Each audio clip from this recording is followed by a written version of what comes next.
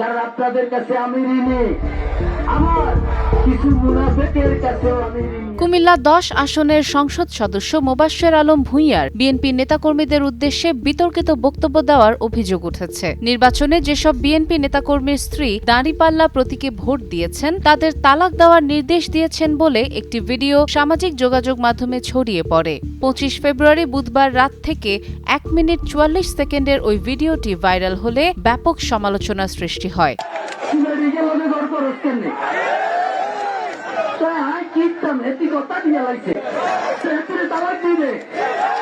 তিনি আরও অভিযোগ করেন তার দলে কিছু মুনাফিক রয়েছে যারা বিএনপি করলেও ভোট দিয়েছে দাঁড়িপাল্লায় এবং আর্থিকভাবে জামায়াতকে সহযোগিতা করেছে।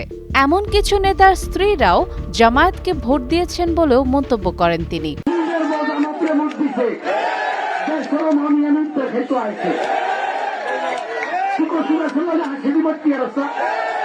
মোবাশ্বের আলম আরও বলেন, যারা নির্বাচনের আগে তার বিরোধিতা করেছেন তারাই এখন ঢাকায় গিয়ে তার সঙ্গে ছবি তুলে নিজেদের অবস্থান বদলানোর চেষ্টা করছেন। তার ভাষ্য, এসব হাইব্রিড লোকজন তার বদনাম ছড়াচ্ছে।